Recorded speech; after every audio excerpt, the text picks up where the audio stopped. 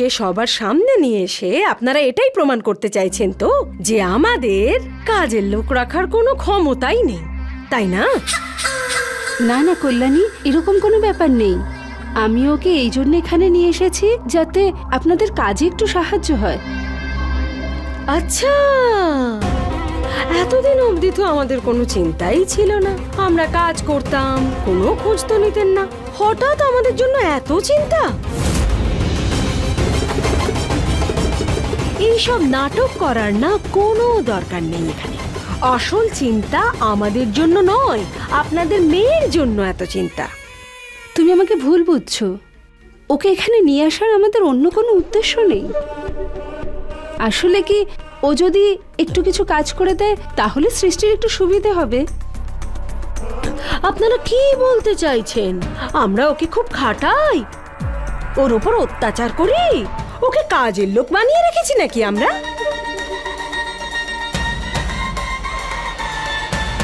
আমি তো কিছু বলছি না, তুমি নিজে থেকে উল্টোপাল্টা বলছো আর পুরো কথা শুনছো না। আরে কেন শুনবো আমরা? আমাদেরই বাড়িতে এসে আমাদের জুতো ছুঁড়ে মারবে, তারপরেও তোমাদের বুঝবো সেইটা আবার চাইছো কেন? কল্যাণী, তুমি কথাটাকে কোথা থেকে কোথায় নিয়ে যাচ্ছ? আমি নিয়ে যাচ্ছি। আরে দিদি, তুমি বসো না। বৌদি প্লিজ। মা, আমি কিছু বলি? আসলে আমাদের কাজের লোকের কোনো প্রয়োজন নেই। এগুলো তো বাড়িরই কাজ, আমার করতে কোনো অসুবিধা নেই। তুমি প্লিজ ওকে এখান থেকে নিয়ে যাও।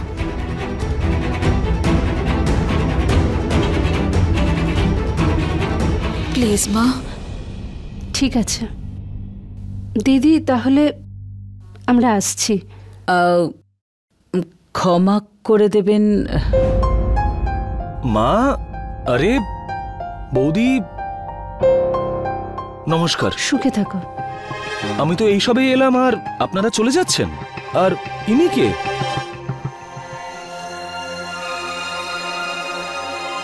কাজের মেয়ে, সৃষ্টির সাহায্যের জন্য এনেছিলাম কিন্তু ও না করে দিল। বারণ করে দিয়েছে? কিন্তু কেন? আরে এটা তো ভালো বিষয়, তোমার সাহায্য হয়ে যাবে একটু। না সার্থক, আমার কাজের লোকের কোনো প্রয়োজন নেই। আর এমনিতেও এক্সট্রা খরচা করার কি দরকার আছে? তুমিও তো সবে তোমার কাজ শুরু করেছো, আর বাড়িতে সেরকম কাজও থাকে না। যদি কাজ না থাকে তাহলে গিয়ে কাজ খুঁজে নাও, কারণ আমি তোমাকে এই বাড়িতে এই বাড়ির কাজ করার জন্য নিয়ে আসিনি। কিন্তু আরে একজন কাজের লোক তো আমরা অ্যাফোর্ড করতেই পারি। কিন্তু সার্থক, আমি না দিদি, আমি সেইটুকু তো বড় হয়েছি যে বাড়ির কিছু সিদ্ধান্ত নিজেই নিতে পারি। আপনি কাল থেকে চলে আসবেন।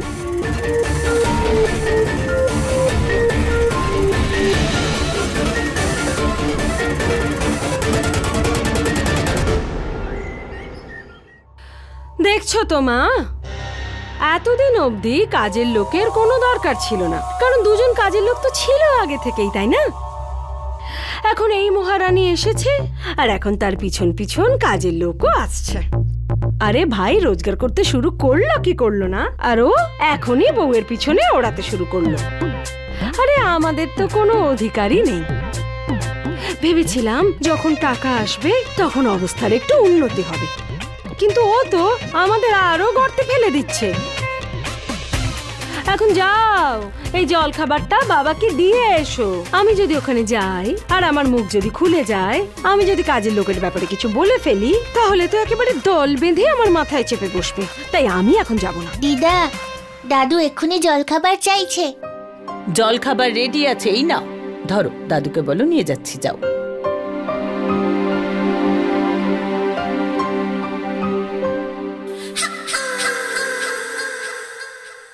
সার্থক, আমার কথা শোনো। তুমি কাজের লোকের জন্য হ্যাঁ বললে কেন?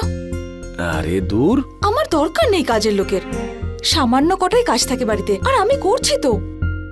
শোনো, তুমি না কাজের লোকের ওই বিষয়টা বারণ করে দাও। আমি কি বলছি শুনছো? কাজের লোকের বিষয়টা বারণ করে দিও। ওর আসার কোনো প্রয়োজন নেই, ঠিক আছে? একটা কথা বলো তো, বিয়ের পরে তোমার কি নাম হয়েছে? আরে বলো না আমাকে। মিসেস সৃষ্টি সার্থক যাদব। শুনতে কি ভালো লাগছে না?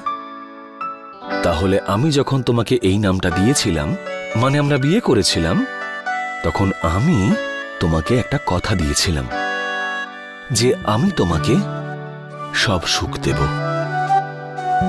আর এটা শুধু তার শুভারম্ভ।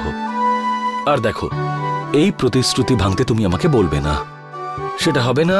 আর এই ব্যাপারে আমরা কোনো কথা বলবো না। আর হ্যাঁ, এবার তুমি যাও আর গিয়ে রেডি হয়ে নাও, কারণ আমরা বাইরে যাব। কোথায় যাচ্ছি? তুমি না এত বেশি প্রশ্ন করো। মানে কোনো তো এক মুহূর্ত আসুক যখন তুমি বলবে যে সার্থক, তুমি যেরকমটা বলবে আমি সেরকমটাই করব। মানে আমরা বেরোচ্ছি, ব্যাস। ঠিক আছে, রেডি হয়ে নাও। আচ্ছা, 1 মিনিট। হ্যাঁ, কোনটা পরি বলো তো? এটা নাকি এটা, নাকি এটার মধ্যে কোনটা? সার্থক, তুমি যা খুশি পড়ো, ভালোই দেখাবে। আমি রেডি হয়ে আসছি।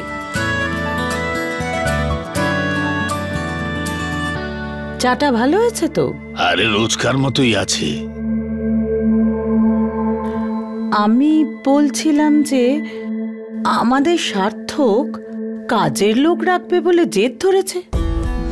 মানে আমি বলতে চাইছি যে এই তো এইটুকু পরিবার, এই তো কটা মানুষ, আমরা খুব বেশি কাজ কোথায় থাকে বলো তো?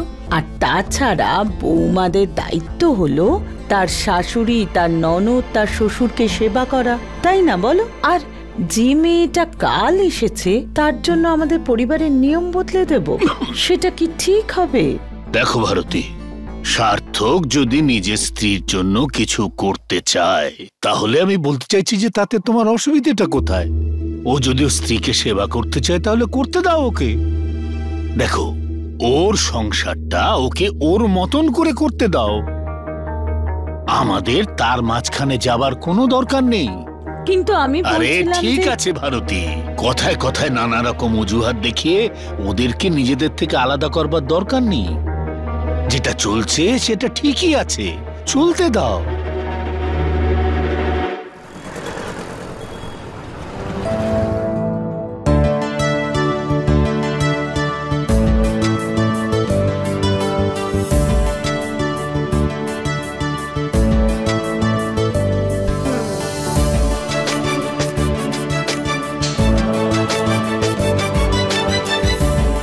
সার্থক, বলবে এবার আমরা শপিং করতে কেন এসেছি? 1 মিনিট। এই দেখো, কোম্পানির পক্ষ থেকে এই ক্রেডিট কার্ডটা আমি পেয়েছি, তাই শপিং করা তো একটু উচিত, তাই না? আরে এসো না তুমি আমার সঙ্গে। আরে চলো তো চুপচাপ।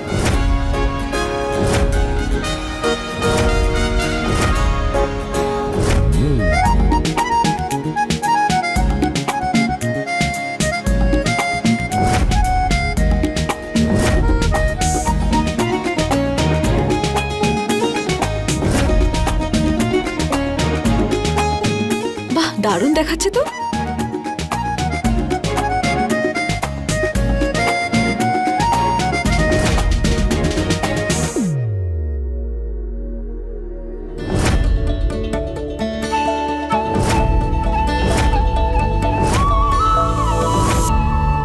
সার্থক, আমার জন্য শপিং করার কোনো প্রয়োজন ছিল না। কেন প্রয়োজন ছিল না?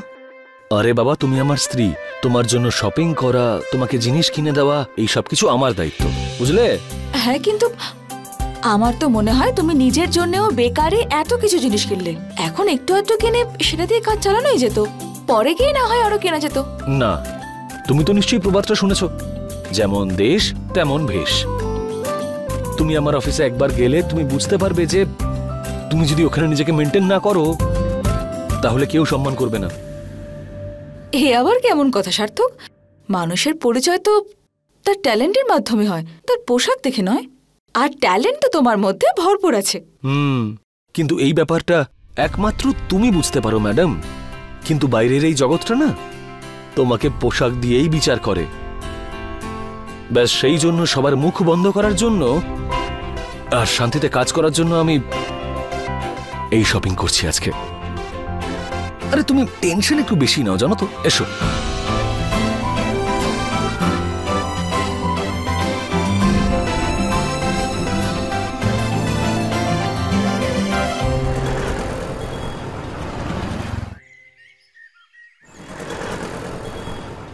Good morning sir. Good morning রবি।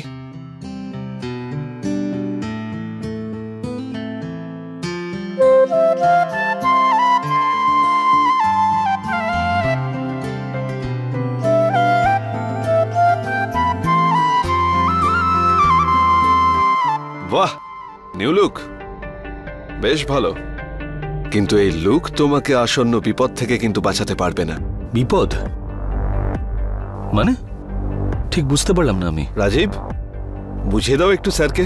বলো যে ওভার স্মার্ট হয়ে যাওয়ার ফলটা কি হয়। কাল যে প্লটটা রিজেক্ট করিয়েছিলে তুমি এমডি স্যারের কাছ থেকে, সেটা তার নিজের মেয়ে মায়েরা শর্টলিস্ট করেছিল। ও এই সিদ্ধান্তে ভীষণ রেগে আছে, আবার মিটিং ডেকেছেও, খুব আপসেট হয়ে আছেন। হ্যাঁ, তাতে কি হয়েছে? ভুল তো আমি কিছু বলিনি। আর যদি উনি জিজ্ঞেস করেন তাহলে আমি সেটা আবার প্রমাণিত করব যে আমি একদম ঠিক বলছিলাম। মারা ম্যামের সাথে দেখা হয়নি তোমার, তাই না? সেই জন্য এত কনফিডেন্ট তুমি। নাহলে অফিসের সব স্টাফরা যেন ও কিরকম জেদি। বিজনেস জেদ দিয়ে নয়, বুদ্ধি দিয়ে চলে। আর মনে হয় এই বিষয়টা উনি ভালোভাবেই জানেন।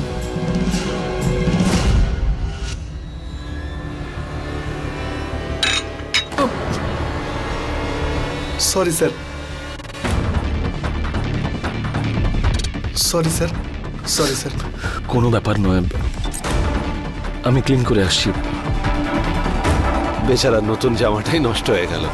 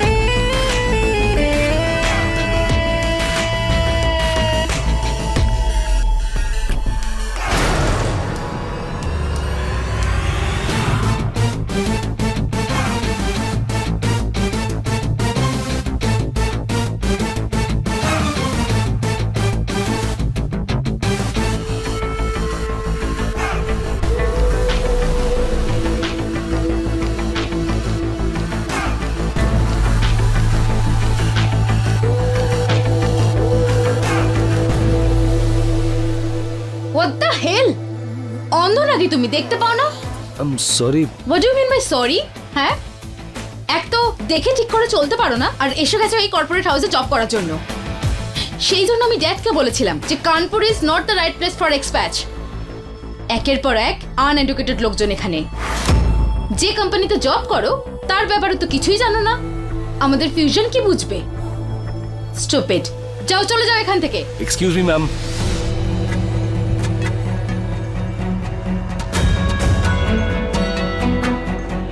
আপনি যে প্রশ্নটা করেছিলেন সেটার উত্তরটা তো শুনে যান। এই কোম্পানির ব্যাপারে জিজ্ঞেস করছিলেন তো আপনি? ঠিক আছে, আপনাকে এই কোম্পানির ব্যাপারে আপনার মতন করেই একটু বুঝিয়ে দিই।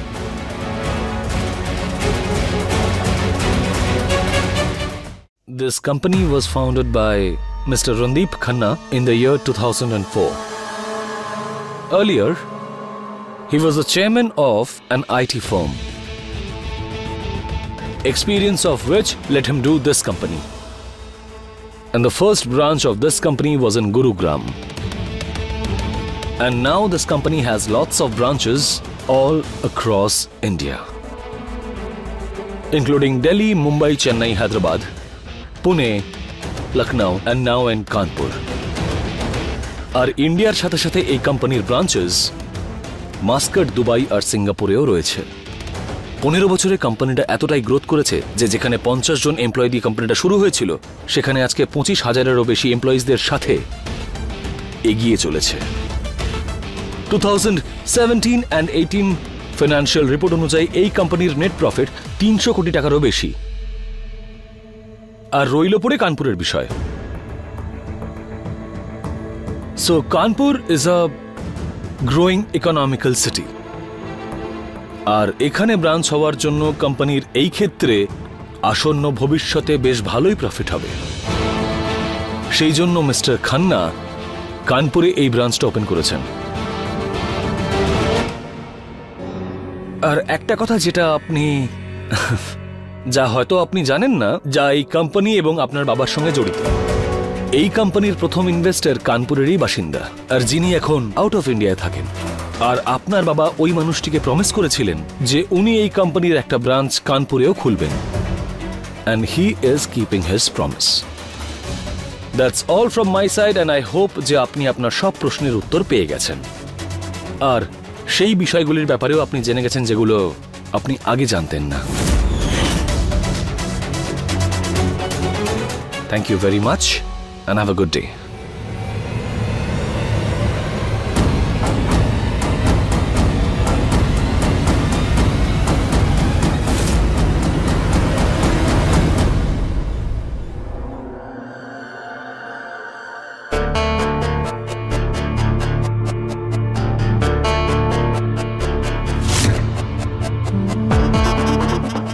হে ভগবান!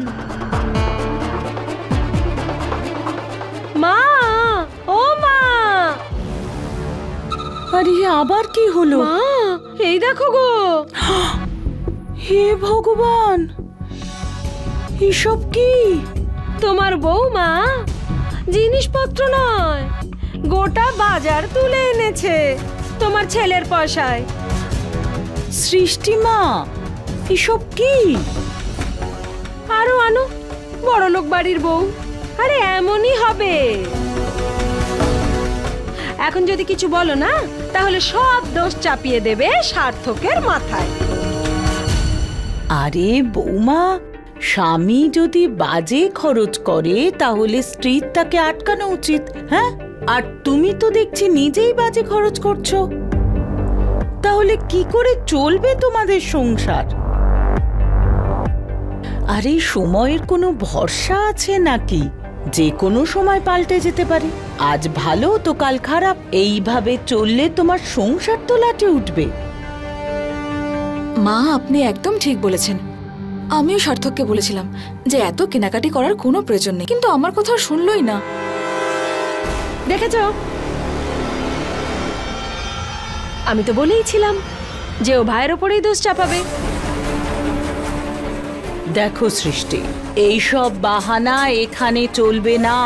একটা কথা ভালো করে বোঝো যে এই বাড়িটা তোমার বাবার নয়। হ্যাঁ, মানে তোমার বড় লোক বাবার। এটা আমাদের পরিবার, আর এখানে যতটা রোজগার ততটা খরচ। ব্যাস এইটুকু মনে রেখো, ঠিক আছে? আরে বাজারে সবকিছু কিনে নিয়ে চলে এসেছে। হে ভগবান, কি হবে যে এদের?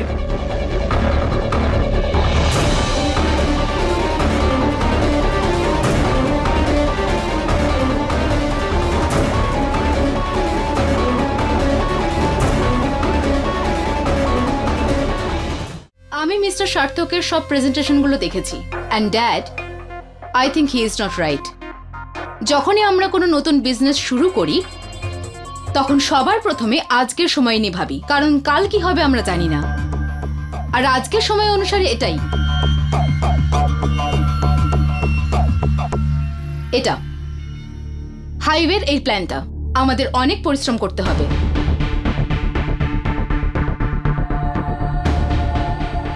এই ব্যাপারটার কোনো গ্যারান্টিও নেই যে আমাদের আজকের লসগুলো কালকে প্রফিটে বদলে যেতে পারে। আর বাকি রইল প্রাইম লোকেশনের। তো যেখানে আমাদের প্ল্যান্ট শুরু হবে সেটাই আমাদের প্রাইম লোকেশন হয়ে যাবে। ইলেকট্রিক আর জলের কোনো টেনশনও থাকবে না। ইনফ্যাক্ট আই ফিল যে আমাদের যদি অন্য লাইনও থাকে তাহলেও বেটার হবে। আশেপাশের কোনো ছোট বা বড় কোনো সমস্যা নিয়েও আমাদের প্রবলেম হবে না। সেজন্য ড্যাড, আই থিঙ্ক তোমার এই ডিসিশনটা নিয়ে তোমার আরো একবার ভাবা উচিত। I mean just think about it guys. আমরা ওই বিজনেসের সাকসেসের ব্যাপারে কি করেই বা ভাবতে পারি যার শুরুটা আমরা লস দিয়ে করেছি? I mean we just don't make sense. সেই জন্য ড্যাড তোমার এই প্ল্যানটা ক্যান্সেল করে এই সেকেন্ড অপশনটা ইউজ করা উচিত। আই থিঙ্ক সেটা আমাদের সবার জন্য ভালো হবে।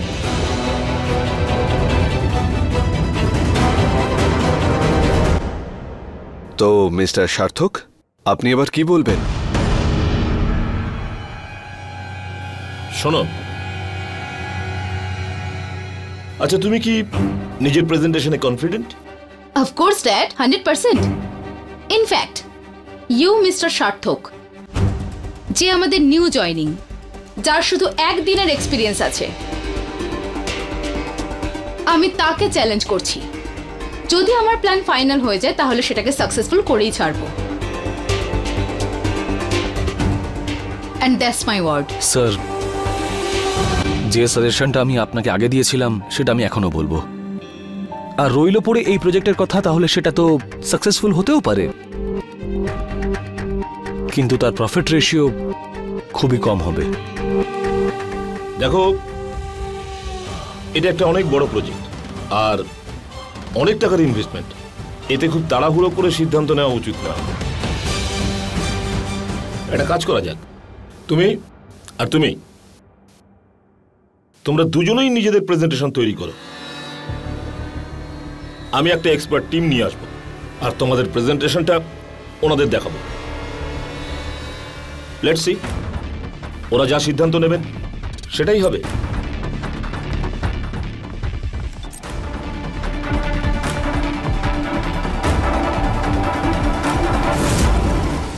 अपने पसंदीदा शो के फुल एपिसोड देखने के लिए अभी डाउनलोड करें दंगल प्ले ऐप।